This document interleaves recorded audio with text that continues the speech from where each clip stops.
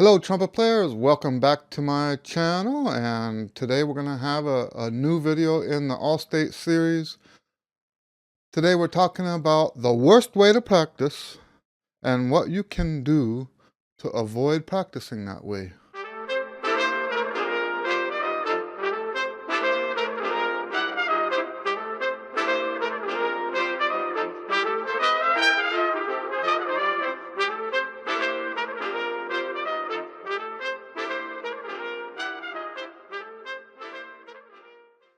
So, one of the things I like to do when I meet a new student-age trumpet player, and sometimes pros too, I'll ask them, but this is not as common with the pros. But I'll ask them, how do you practice? And most of the time, the answer I get is, well, I just kind of sort of try to get it right. And that is the worst way to practice. Let's look at how that works, right? You play the music. You start at the beginning, you play the music. When you get to a mistake, you stop, you work on that mistake. Then you continue, and maybe you go back to the beginning. Sometimes people go back to the beginning. Sometimes they continue where they left off. And they'll go that way until they get to the end of the song. Then they'll go back and they'll try it again. And they'll go until they make a mistake. They'll do something about that mistake. And then they'll continue until they make another mistake or till they get to the end. Then they go back and do it again. And this is what they think practicing is. Now, be honest with yourself. Is that what you think practicing is? Do you practice with well, I don't know, I just try to get it right? Is that how you practice? If that is how you practice, this video is for you. Because you shouldn't be practicing that way. That's the worst way to practice. And let's talk about quickly, before we talk about how to avoid it, let's talk about quickly, why is it the worst way to practice? I think a lot of people use the train that could, I think I can, I think I can, I think I can, as a practice model. They keep trying and they keep trying until they get it right. The whole keep trying till you get it right thing is a disaster. If you think about how we are creatures of habit, you do it wrong, you do it wrong, you do it wrong, you do it wrong, you do it wrong. Look, I got it right. Do it wrong, wrong, wrong, wrong, wrong, wrong, wrong. Look, I got it right. Where is the habit? That's why that kind of practicing is not good. The habit you're establishing is on the mistake side, not on the correct side. When we practice, especially for something like All-State, right? If you're practicing for something that's important, and we'll talk about in a little bit the difference, what I mean by important, okay? But if you're practicing for something important, is it okay to create a habit of playing it wrong? That habit should never have started in the first place. The music, you can't afford those kind of mistakes in your practice time. See that? Remember, we're creatures of habit. What you do over and over and over again is what will come out of your horn. So if you only, according to the train that could, you keep trying, you keep trying, you keep trying, you keep trying, and each one of those times that you try, you get it wrong, and then finally you get it right. The concept of keep trying until you get it right that's one and one with the other one, right? Keep trying until you get it right. Oh, I keep trying to get it right. Those two things are the same thing. Keep trying until you get it right. Now, let's talk about the train that could, right? That story is to tell you, don't quit. That's what that story is about. It's not a practice model. It means even when you mess up, even when things are hard, keep going. but it's not a practice model. I like the train that could. It's a great story. It's not a practice model. Don't practice that way. So now let's talk about how you avoid that kind of practice time. How do you, and here's the thing, is I'm going to tell you now that it's possible to practice a piece of music, even this all-state jazz music, with very few mistakes. Like, out of each time that you play it, you could have as low as 1 to 10% mistakes and 90% playing it correctly. Now, where's the habit there? I hope that's sinking in. You can play the music the way you practice it. You can get it right 90%, even 99% of the time. It's possible. Where is the habit when you practice that way? Of course, it's on playing it correctly. That's the habit. You play it correctly because 99 times out of 100, you played it correctly. We are creatures of habit.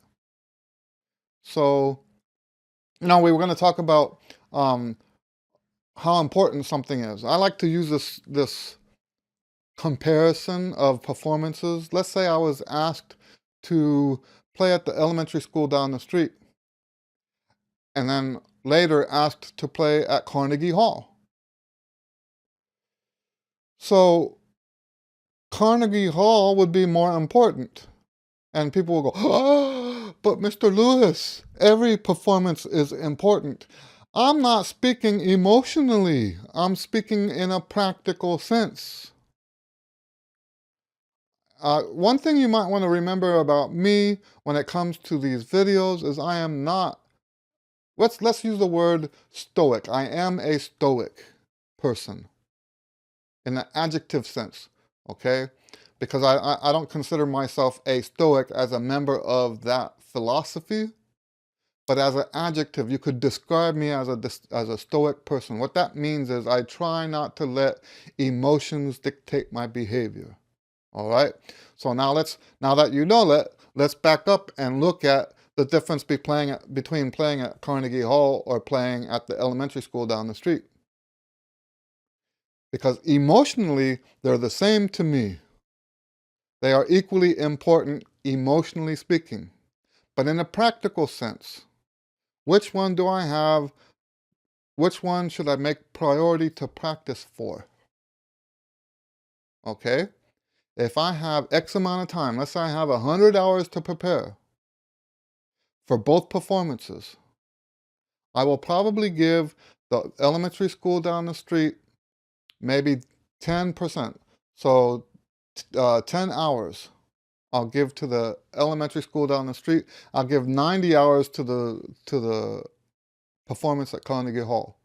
Does that make sense? We're talking about in a practical sense. And you know what? This is the way real life works. This is the way real life works. When we talk about what's important, what's not important, and depending on what your stance is on this all-region, all-state jazz stuff, maybe it's important to you, maybe it's not. I have taught students from the whole spectrum, some that didn't care, some that it was like all they wanted in their life, okay? So you have to decide for yourself how you want to practice. If you don't care, you're watching the wrong video, okay? If you don't care about how well you play, if you're on that side of the spectrum, don't waste your time watching these videos because this is not for you. All the stuff I teach is for the people who really want to do well. Don't take it personally. I don't have a problem with people who don't want to. Not everybody is meant to be doing this as earnestly as I do or as earnestly as most of my students do, okay? And in fact, I don't mind teaching you if you don't care that much. I know that sounds weird, but I have in the past taught plenty of students like that where they just enjoyed playing the trumpet. Anyway, so I'm on a tangent here, but I wanted to make that point that what's important should get the most of your time.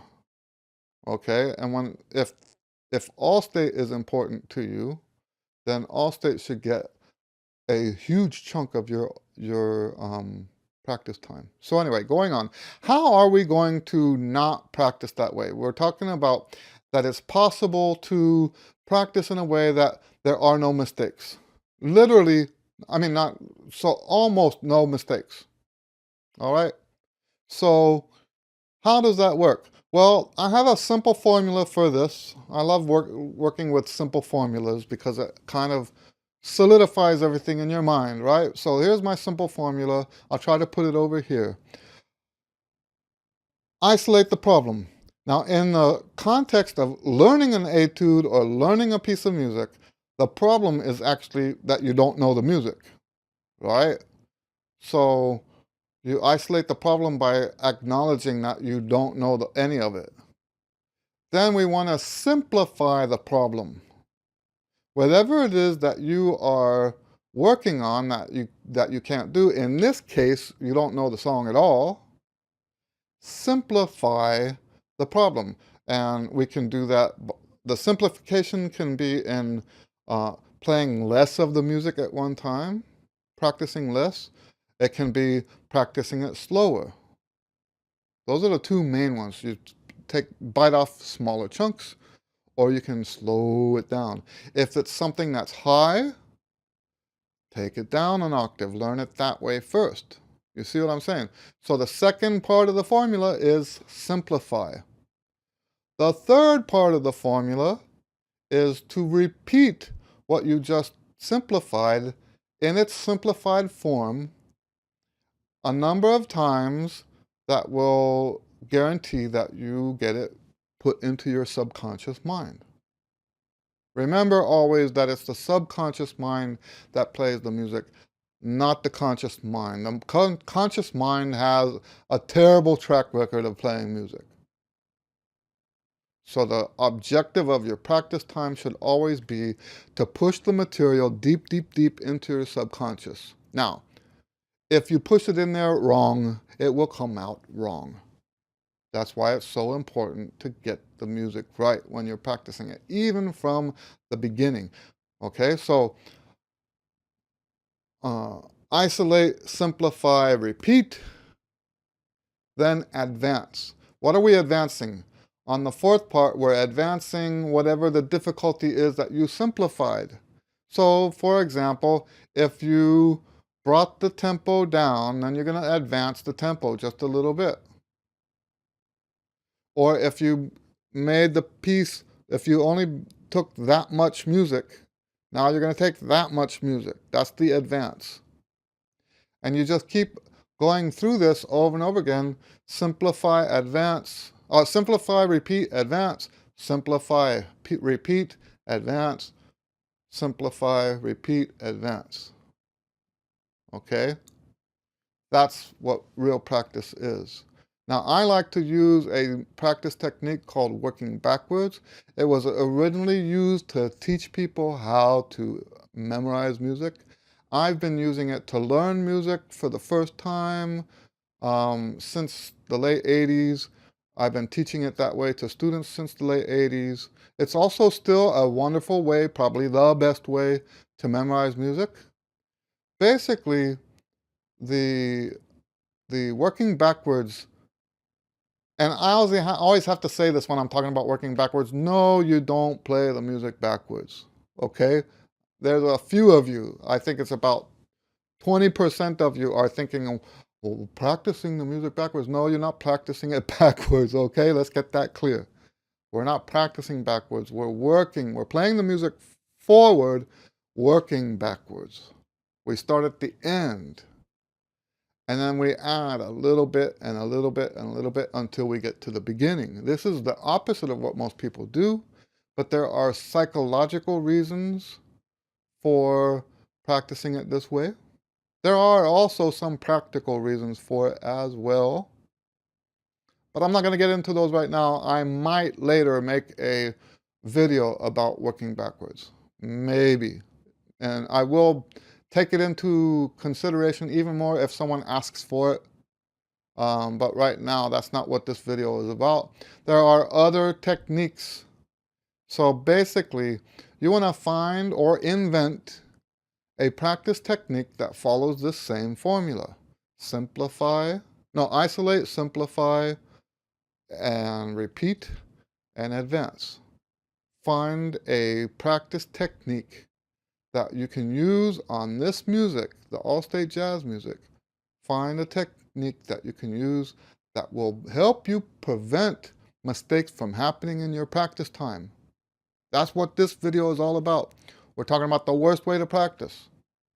Why is it the worst way? Because too many mistakes, and the mistakes stick. All right? Mistakes stick. And what we end up with, when you practice that other way, what you end up with is sloppy playing. If you just try to get it right, you end up as a sloppy player. And there's only one other thing that is more prevalent at the auditions when I'm judging than sloppy playing, and that's Ricky Tick swing. I think I already said that in one of the videos. We don't like Ricky Tick swing, but this is almost worse. I've defined sloppiness as an average of 1 mistake per measure. And that's the result of the kind of practicing that says, oh, I just try to get it right. All right? Don't do that. Learn a practice technique and apply it to your practice time. Apply it to these etudes. So this video, even though it can apply to anything you practice, this video today is specifically for the jazz trumpet players auditioning for all-state jazz. Jazz trumpet players, all-state, Texas. But you know what? It really works for all instruments on any kind of music. All right? The same is true for everything and everybody. We don't want to make mistakes when we practice. If you're doing that, you're practicing wrong. Bottom line. All right? That's what I have for you this week. I hope that you haven't learned the music already. If you've been following my videos, you know, we're a week or two into the music now. If you already know the music, you probably learned it wrong. Chances are either that or you're way, way, way better than everybody else. And the chances of that are not real strong, okay? What makes you better is that you practice well, okay? It's not, anyway, let's not go into that. That's what I have for you today. If you have any questions, please ask below in the comments. And if you want to, this is a series that we're doing. This series will cover both the jazz etudes and the classical etudes. So if you want more of this information, go ahead and subscribe, because more of this is coming. And if you want to help me out a little bit, you can put a like, click the like button down below. Other than that, I'm just going to say God bless you to you guys, and I'll see you on the next video.